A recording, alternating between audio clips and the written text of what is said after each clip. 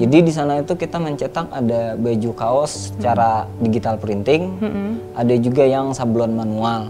Selain daripada baju custom, biasanya kami juga menyediakan nih muk custom yang biasanya kami press, itu nanti bisa ditampilkan foto. Sebenarnya saya ingin merubah mindsetnya orang-orang di luar memandang para mantan narapidana itu sebenarnya seperti apa sih. Jadi tidak semua mantan narapidana itu harus balik keluar masuk enggak.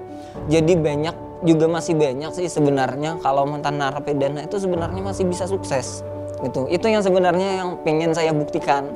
Jangan pernah ada rasa dendam, tapi intinya kalau sudah keluar udah itu masa lalu kita, waktunya kita perbaiki diri.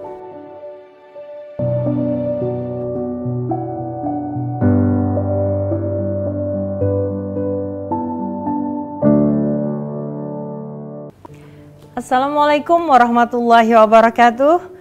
Apa kabar pemirsa setia TV Tabalong? Senang sekali dapat berjumpa dengan Anda bersama saya Mai Shanti akan memandu pemirsa dalam program Berbagi Kisah.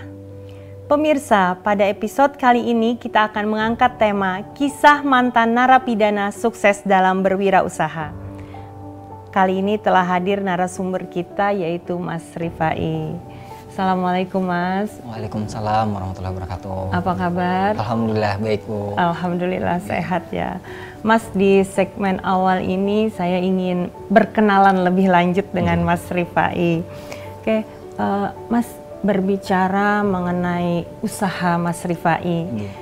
Yang saya dengar itu punya sebuah percetakan ya Mas ya. Betul. Bisa diceritakan Mas, usaha itu menyediakan selain mencetak tentunya, tapi juga menyediakan layanan apa saja? Oke. Nah jadi sebelumnya nih nama saya kan Rifai. Yeah. Nah untuk usaha saya sendiri itu namanya Mercusuar. Mercusuar. Bergerak di bidang percetakan dan sablon. Selain percetakan dan sablon itu kami menyediakan juga bahan baku kalau misalnya ada orang yang memang ingin membeli baju yang masih polosan, kita juga menyediakan. Jadi di sana itu kita mencetak ada baju kaos secara digital printing, ada juga yang sablon manual. Selain daripada baju custom, biasanya kami juga menyediakan nih muk custom yang biasanya kami press, itu nanti bisa ditampilkan foto atau biasa orang nyebutnya itu souvenir. Nah souvenir ada gantungan kunci, tumbler, seperti itu sih, banyak di bagian percetakan seperti itu Mbak. Sejak kapan Mas memiliki usaha percetakan itu? Kalau mulai awal berdiri itu di tahun 2018. Di tahun 2018 itu mulai awal berjalan usaha. Cuman memang itu masih kecil-kecilan, masih sambil merintis, mulai agak udah mendingan itu di tahun 2019. Mulai agak lumayan pendapatan dari situ. Padahal itu sudah proses itu ya, istilahnya masuk tahun Covid tapi tetap naik-naik yang luar biasa. Kemudian selain Mas Rifai sendiri, ada tidak yang membantu untuk menjalankan usaha itu? Ada. Nah jadi kalau usaha saya sendiri itu namanya Mercusuar, itu kami bikin sebuah kelompok. Jadi itu termasuk dalam sebuah kelompok usaha. Nah kelompok usahanya itu ada saya sama teman saya Muhammad Yusuf. Ada juga yang membantu saya itu ada Mas Amin juga itu. Nah di sebelah lagi ada juga yang kawan-kawan yang bantu juga, kadang yang suka rela kawan-kawan kayak Mas Junan, Mbak Dea. Itu sering bantu saya juga untuk menjalankan usaha. Akhirnya sampai berkembang sampai saat ini. Berarti ada memang kelompok secara berkelompok ya. Iya. Kemudian ini mohon maaf Mas, mungkin agak sensitif sedikit ya. Informasi yang kami terima sebelum memiliki usaha tersebut, ini mohon maaf sekali lagi ya. Mas Rifai merupakan mantan narapidana, apa betul seperti itu? Betul Bu, mantan narapidana. Kalau boleh tahu kasus apa? Oke, kalau kasusnya itu pertama itu ada kita kasus untuk yang pemalsuan dokumen. Nah, pemalsuan dokumennya itu untuk kemarin tempat masalah SIM palsu itu, sama ada sempat keterlibatan untuk narkoba. Berarti ada dua. Iya.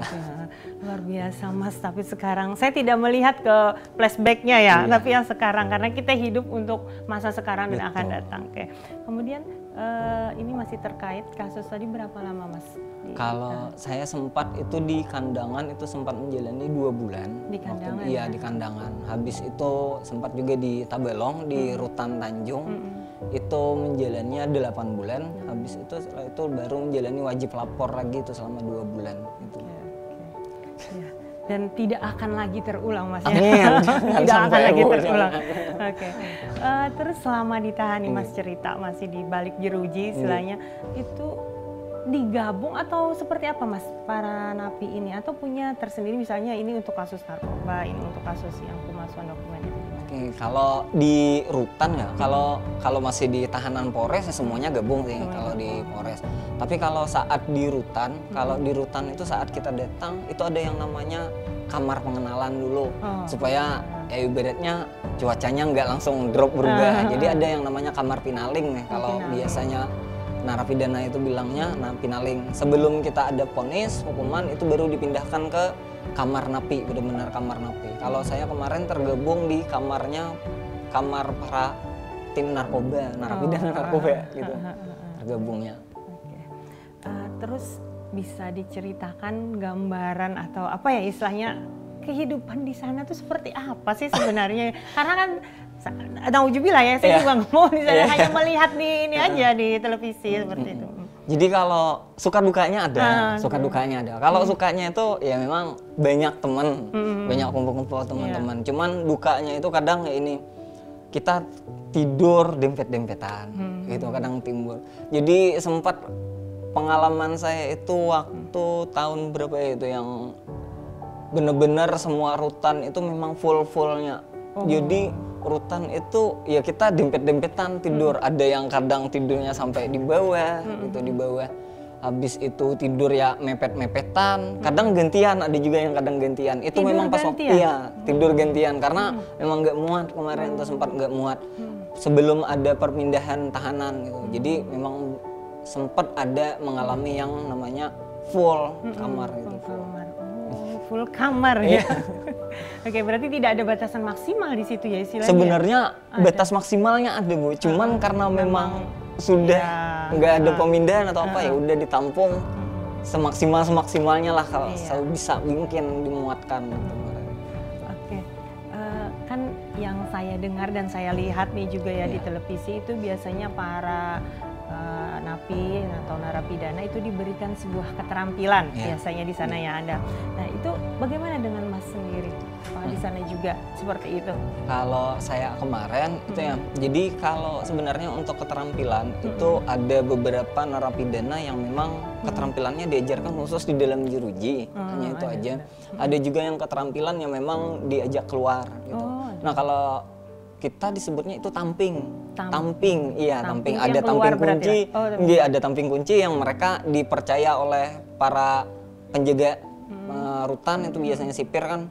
Berarti dia yang pegang kunci tahanan, yang buat bukakan itu. Jadi nanti tetap dikembalikan ke ruang boxnya itu. Ada juga tamping masak, dia yang masak. Kalau saya kemarin kena di bagian tamping luar, jadi ada keterampilan diajarin tukang. Sambil di sana kan ada pencucian sepeda motor, jadi diajarin juga nih supaya bisa usaha bikin ini. Jadi jangan ngarep keluarga lah selama di rutan, kan ada penghasilan karena kan di sana ada kantin, jadi bisa belanja. Jadi sambil cuci motor di sana, sambil juga diajarin tukang ngecat yang tembok-tembok yang sudah ini. Jadi di sana kemarin diajarkan juga keterampilan seperti itu. Secara ini ya langsung istilahnya ya. Berarti itu untuk tamping luar. Yang tamping dalam tadi misalnya seperti yang memasak tadi, bantu-bantu di masak. Selain itu ada tidak kegiatan-kegiatan khusus misalnya yang terjadwal di tahanan atau di rutan itu? Ya, kalau jadwal rutin itu pasti ada. Jadi jadwal rutin kami itu kayak pengajian. Setiap hari Kamis itu ada yang namanya pengajian bagi yang muslim nih, wajib semuanya hadir di situ. Jadi ada satu ustadz yang memang diundang ke rutan. nanti di sana ada tausiah, pengajian di situ. Nah kalau kemarin sempat saya merasakan di bulan Ramadan juga nih, masih jadi tahanan di bulan Ramadan. Tahun berapa sih Mas itu? Kalau tahun saya itu mulai tahun akhir 2017 sampai di dekat mengakhiri hampir 2018 gitu. Jadi sempet bulan puasa, jadi kita ada juga kegiatan tadarus bersama gitu. Jadi ada beberapa yang memang mau ikut tadarus, itu nanti di list orangnya, biar nanti kan dikeluarkan dari jeruji supaya ikut di musolanya, itu tadarus gitu. Berarti tapi musolanya di dalam lingkungan Iya, di lingkungan untuk di lingkungan rutan, karena di dalam rutan itu ada musolanya. Tapi di luar jeruji, cuman masih di lingkungan. Masih di lingkungan rutan. Kembali lagi nih dengan usaha yang Mas ini miliki, itu bisa diceritakan tidak kenapa sih jadi apa ya istilahnya berminat atau tiba-tiba pengen usaha ini gitu? Nah jadi awalnya memang nggak kepikiran sih sampai ke situ, tapi sempat kemarin itu kan setelah bebas dari jeruji tadi, saya ikut kursus nih di Jikamaka. Nah jadi ikut kursus di Jikamaka awalnya memang tentang administrasi perkantoran, karena mulai dari perkantoran itu ada diajarkan beberapa naik kelas. Nah saat ada naik kelas itu ada belajar yang mendesain. Akhirnya agak hobi, jadi hobi nih ngedesain itu jadi hobi, jadi apa? Kayak menikmati. Jadi menikmati hasil desain, cuman kepikiran gimana nih hasil desain ini bisa dijual. Awalnya cuman bikinkan logo-logo kawan-kawan, karena saya hobi bola kan, jadi bikinkanlah logo-logo untuk kawan-kawannya pemain bola nih. Paling dibayar ya 25.000, 20.000, ya kecil-kecilan masih gitu. Jadi gimana sih caranya? Jadi sempat mikir, ya udah buka sablon aja nih. Buka nyablon, percetakan supaya hasil desain kita juga bisa dicetak gitu. Awalnya. Luar biasa, Mas. Terus ini belajarnya saya lihat dari ini ya, dari pakaian itu ada Jikamaka. Jikamaka ya. Jadi informasinya Mas Rifai ini di Jikamaka itu pernah menjadi instruktur. Betul. Dan saat ini pun dipercaya untuk menjadi pembimbing instruktur. Betul. Ya, Mas? Wah, luar biasa. Itu prosesnya gimana itu? Kalau proses ya banyak ini sih. Jadi kalau ngingat pikir gitu saya agak terharu, ini sih. Iya. Karena apa? Proses banyak yang bikin kita down ada gitu. Jadi nggak apa-apa Mas, terusin aja. Saya juga terharu mendengarnya. Kalau sempat sih, kalau di kampung hampir nggak diterima, Mbak. Lari, ya kalau lari enggak sih, ibaratnya pindah lah, pindah lokasi. Saya di tempat itu di Jikamaka diterima sama Pak Awik.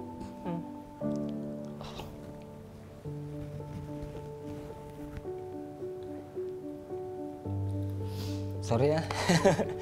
Jadi sempat di kampung kayak dipinggirkan lah sama orang lain.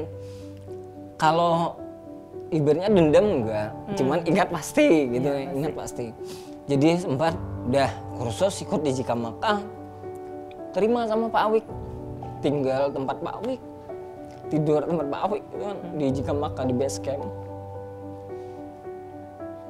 Yang paling saya ingat itu Pak Awik percaya banget sama saya.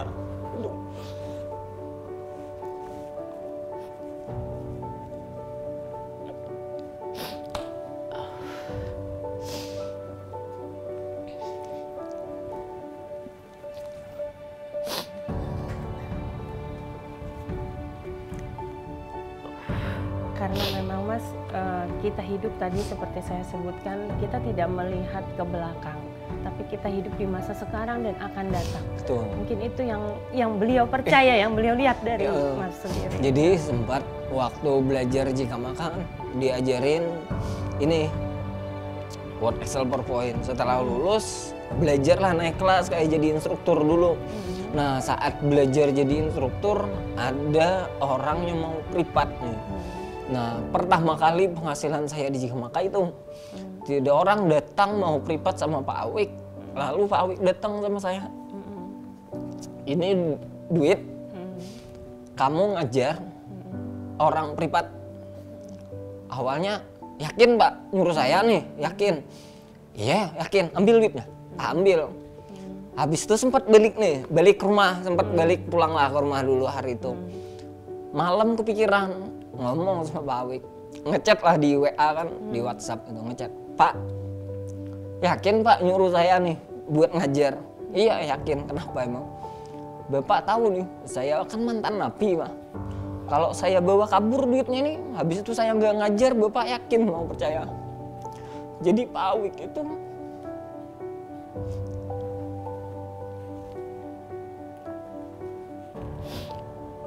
bilangnya gini aja, kalau kamu bawa kabur silakan, saya banyak yang ngajar. Tapi kenapa kok saya yakin sama dirimu? Kalau orang bener-bener gak mau berubah, dia nggak perlu ngomong sama kayak gini sama saya. Betul. Jadi tinggal kabur udah selesai. Betul. Tapi saat itu ada pertanyaan itu itu yang membuat saya makin yakin di Jika Maka. Jadi akhirnya itu tadi ikut sama Pak Awik, makan, minum, bener-bener kayak dianggap sudah kayak anak. Karena merasa memang mulai nol sama sekali saya di Jika Maka. Nah mulai dari situ belajar privat, akhirnya mulai bisa ngajar.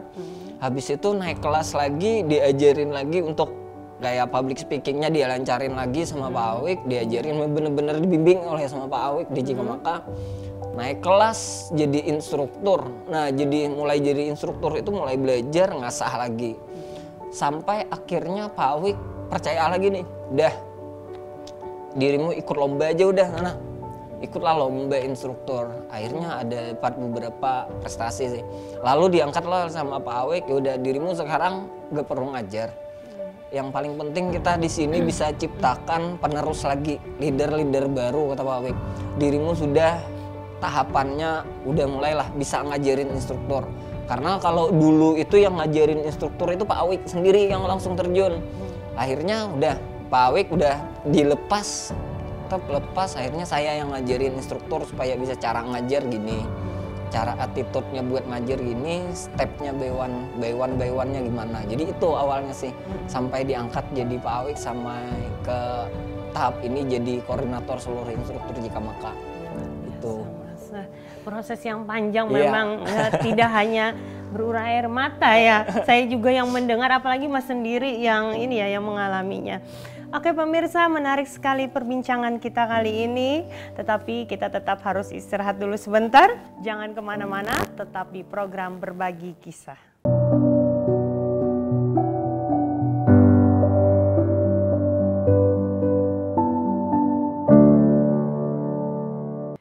Kembali lagi pemirsa di program Berbagi Kisah. Lanjut lagi nih Mas, terkait masalah usaha ya Mas ya. Saya boleh tahu itu berapa omset atau keuntungan dari usaha yang Mas miliki? Kalau keuntungan ya, kalau keuntungan itu paling sedikit di usaha saya itu dalam 1 bulan bisa sampai meraup 4 juta bersih, itu bersih. Jadi biasanya saya itu bagi 2 sama kawan, yang ngelola gitu. Jadi itu kalau ya agak mulai inilah, kalau job agak kurang mungkin. Tapi kalau misalnya ada beberapa event atau apa, itu kadang kami bisa sampai meraup keuntungan itu sampai 8 sampai 9 juta itu per bulan. Itu kalau keuntungannya, alhamdulillah. Makanya sampai bisa beli mobil sendiri karena hasil dari sendiri, beli nikah, usaha dari sendiri gitu. Jadi itu luar biasa Mas. Terus ada tidak rencana untuk mengembangkan atau menambah usaha, mungkin buka cabang atau gimana? Ya, jadi dalam waktu dekat ini alhamdulillah saya sempat survei-survei pulang kampung itu di rumah, ngelihat nih ada beberapa prospek sih di kampung saya sendiri di Padang Lumbu. Itu mau buka percetakan juga kayak fotokopi lah itu. Jadi rencana saya ada sih dalam beberapa waktu dekat ini mau buka usaha lagi, tapi di depan rumah supaya untuk memberdayakan masyarakat sekitar juga sama keluarga sendiri gitu. Luar biasa Mas, mudah-mudahan segera tercapai. Amin. Oke. Tadi disebutkan ya kalau Mas Rifa ini sudah menikah. Iya. Udah mungkin memilih ini agak pribadi nih, baru atau kalau nikah baru sih sebenarnya. Kalau banyak orang bilang masih angin-anginnya pengantin baru. Gitu. Karena baru 1 bulan sih. Baru 1 bulan. Baru 1 bulan. Iya, baru 1 bulan jadi pengantin baru lah. Iya, selamat dulu ya Mas ya. Terima kasih. Ya. Kemudian ini selain memiliki usaha, yang saya dengar juga Mas Rifai ini memiliki pekerjaan di sebuah perusahaan. Iya, betul begitu Mas. Itu bagaimana itu Mas? Kok bisa ya istilahnya punya usaha kemudian bekerja juga di perusahaan itu? Ya, jadi saya sekarang ini sambil bekerja juga sih Mbak. Jadi bekerja di sebuah perusahaan swasta di bidang batubara, bergeraknya di rental sarana gitu untuk di site PT Adara Indonesia. Nah awalnya itu nggak ada sih kepikiran untuk kerja, cuman waktu saya ngajar ada beberapa orang mungkin yang ngelihat ada tawaran untuk masuk bekerja. Karena di Jika Maka kan itu sempat saya cuma sekedar jadi koordinator instruktur, habis itu evaluasi. Ya kalau ngajar memang ada sedikit-sedikit. Jadi kadang paginya itu agak bosan, boring, kekosongan waktu. Pas waktu ada tawaran, ada minat nih. Ya udahlah, ngisi waktu kosong pagi lah ini, agak sia-sia untuk ngisi waktu kosongan, coba terima dulu. Diterimalah saya sebagai safety awalnya waktu di perusahaan. Jadi jabatan awal saya di perusahaan itu seorang safety officer. Beberapa jalan waktu ya alhamdulillah juga diangkat lagi jadi penanggung jawab operasional sampai sekarang. Sampai sekarang ya. Mas. Berarti istilahnya bisa di ini kan ya, usaha sampingan juga berarti ya percetakan itu ya, tapi betul. Luar biasa bisa jalan dua-duanya ini. Oke, dengan status nih Mas, kembali kita berbicara status masa lalu Mas. Itu tidak bermasalah, tidak khususnya kan ketika masuk ke perusahaan-perusahaan itu. Jadi ya alhamdulillahnya dari beberapa waktu ini saya berjalan, alhamdulillahnya dari direktur pemilik perusahaan bahkan orang-orang terdekat nggak pernah mempermasalahkan hal itu. Karena apa? Mereka melihat prospek sebenarnya, hasil dari kerja kita, habis itu hasil dari apa sih yang kita buat untuk sebuah perusahaan, itu yang sebenarnya mereka lihat. Jadi kalau untuk masa lalu alhamdulillah mereka nggak pernah apalagi sampai menjauhi saya tuh, itu ini jangan dekat, nggak ada. Malah mereka saling support sih. Kalau bagi saya kawan-kawan saling support, ibaratnya kalau ada keluh kesah atau apa saling berbagi malah itu. Jadi di tempat saya kerja itu hampir sama kayak keluarga sudah gitu. Alhamdulillah gitu. Luar biasa Mas. Sangat sulit mencari yang seperti itu ya di zaman sekarang ini. Oke, kembali lagi nih Mas, ini kan punya percetakan sendiri, usaha sendiri, kemudian bekerja di perusahaan juga. Itu bagaimana cara membagi waktu? Karena kita tahu ya jam di perusahaan itu berapa jam sehari itu. Nah jadi kalau di perusahaan ini saya bekerjanya alhamdulillah cuma ada shift siang aja, nggak ada shift malam gitu. Jadi awal mau masuk kerja itu ya memang sempat saya tanyakan, ini bekerjanya berapa shift nih? Informasinya ternyata cuma 1 shift. Udah, saya dari awal memang sudah kelolakan. Ya udah, pagi saya kerja di perusahaan, malam kelola untuk bagian usaha saya sendiri. Tapi kalau misalnya ada orderan atau apa, kita saling kerjasama dengan kawan yang itu tadi sama Mas Yusuf, itu teman saya ada Mas Yusuf. Jadi kalau pagi dia yang ngelola, jadi terima order, terima pesanan. Kalau misalnya ada bagian yang memang nggak bisa dikerjakan, baru nanti malam saya juga bagian kerjakan gitu. Jadi saling bagi, saling ngisi. Jadi kalau Mas Yusuf malamnya nanti istirahat, kalau saya malam nanti kan ngerjain yang itu. Berarti nggak ada istirahat ya? Kalau istirahat pasti ada. Iya, pagi bekerja malah bekerja juga. Iya, jadi sebenarnya kalau kerja manajemen waktunya aja sih lagi. Jadi kalau misalnya ya udah nih tank jam segini harus tidur ya tidur lah. Jadi karena kan kalau saya di perusahaan itu pulangnya jam 5 sore. Jadi jam 5 sore nyampe di base camp itu biasanya jam 6, masih sempat jam 6 sampai jam 9 malam itu masih bisa kerja gitu. Nanti kalau udah jam 10 tank ya tidur lah, gitu istirahat dulu, nanti pagi kan bangun gitu. Iya, luar biasa. Terus Mas, ini pernah tidak ya, tadi saya ada mendengar memang sedikit hukuman sosial misalnya yang Mas ini. mengalami perlakuan atau pandangan negatif dari lingkungan Mas sendiri ini setelah mendapatkan status yang itu. Kalau di kampung oke ya tadi ya saya sudah mendengar cerita. Mungkin di lingkungan sekarang yang Mas tempati karena kan Mas tidak berada di kampung halaman Mas istilahnya seperti itu. Jadi kalau sekarang ya karena status awalnya itu habis itu, kalau sekarang orang lebih banyak malah kayak lebih mendekat dan berbaur sih sebenarnya. Kalau untuk masalah status, mempermasalahkan status hampir udah nggak ada lagi. Dan alhamdulillah ibaratnya tertutupi dengan itu tadi. Iya.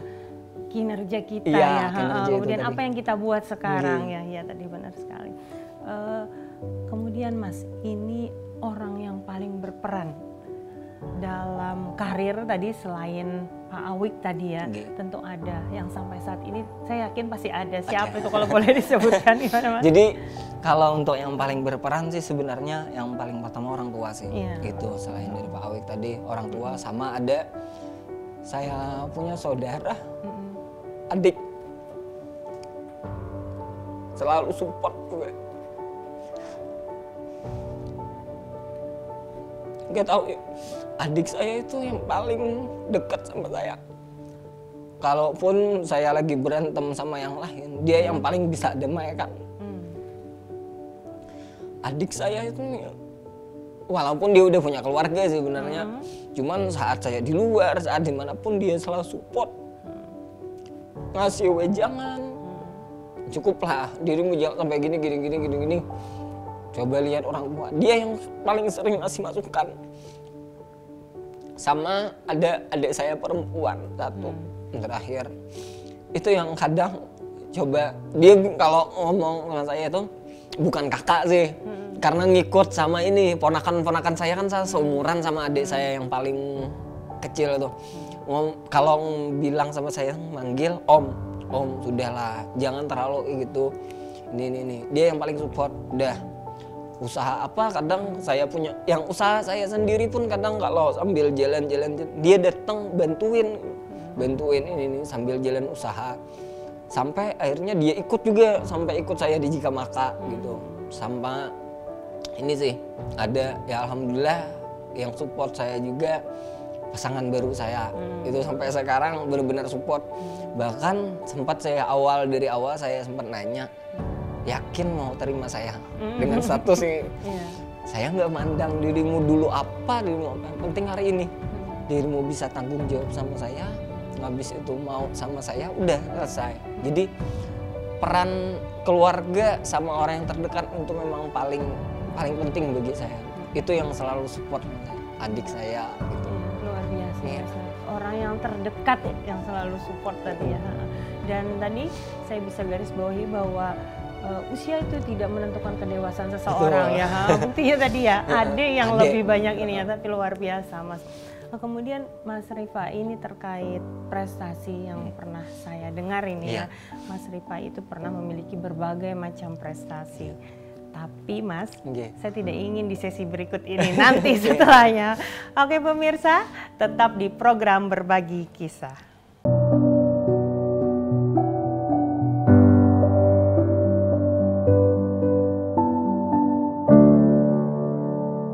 Terima kasih pemirsa, Anda masih setia bersama kami.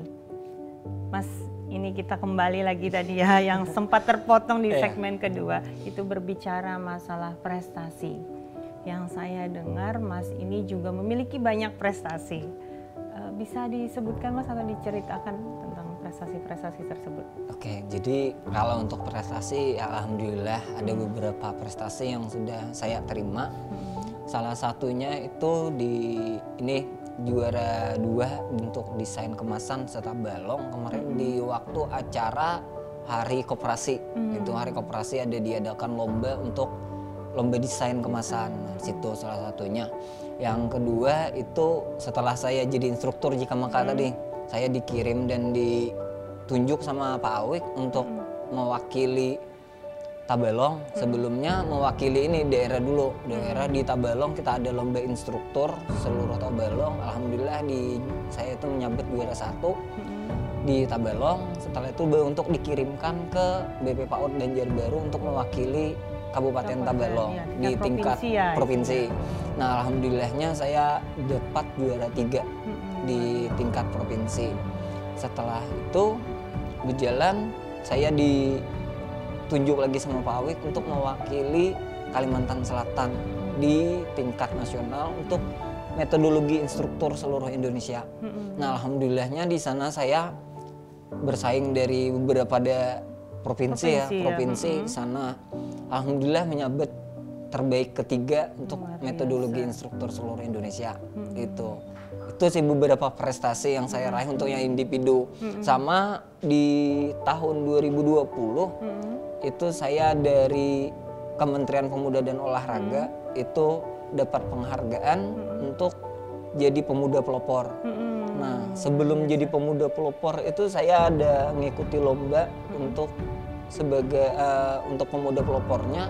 Alhamdulillah untuk lomba pemuda pelopor saya juara 3 juga di bidang pendidikan. Jadi kita presentasi di sana. Alhamdulillah untuk tingkat kabupaten, tingkat provinsi, alhamdulillah Tabalong jadi juara 3 untuk yang materinya pendidikan untuk pemuda pelopornya. Luar biasa Mas, luar biasa itu. Dan ini istilahnya dalam beberapa tahun ya, istilahnya setelah yang dulu seperti ini, tapi sekarang dibuktikan dengan prestasi yang luar biasa. Oke Mas, terus motivasi yang menjadi motivasi Mas Rifai sendiri itu apa? Walaupun ya tadi dilihat status seperti itu, tapi prestasinya luar biasa dan hasilnya itu nyata sampai sekarang, itu apa Mas? Jadi sebenarnya kalau motivasi saya itu tadi ini, pengen merubah jati diri itu nggak mungkin sebenarnya, nggak mungkin bisa, tapi paling tidak merubah pandangan orang lain bahwa banyak sebelumnya yang menyebutkan mantan narapidana itu bisa apa sih.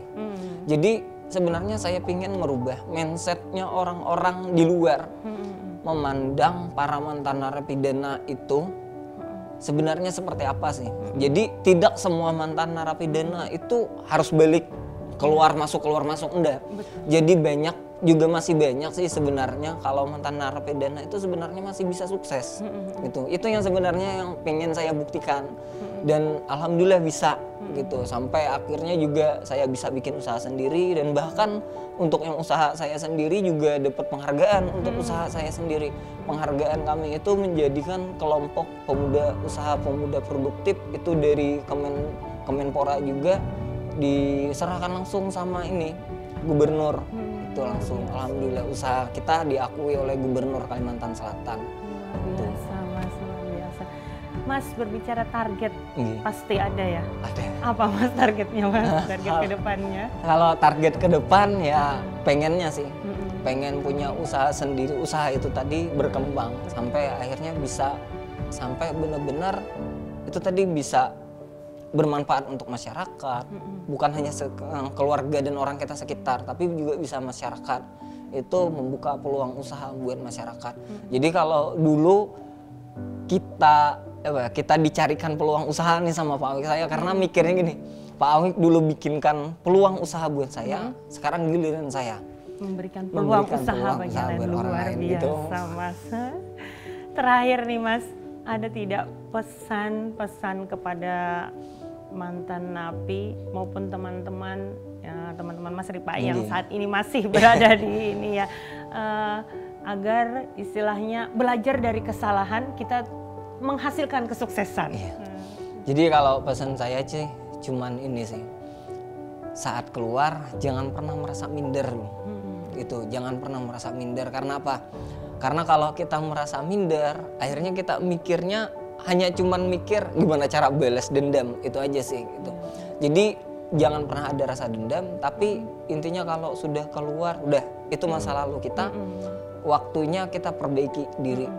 Kalaupun saat di dalam itu proses kita untuk perbaikan, kalau di luarnya itu hasil dari perbaikan kita waktu di dalam, itu sih yang pengennya buat kawan-kawan. Tidak terasa perbincangan kita sampai di penghujung ya Mas ya. Pemirsa, saya banyak sekali mendapatkan pembelajaran pada hari ini.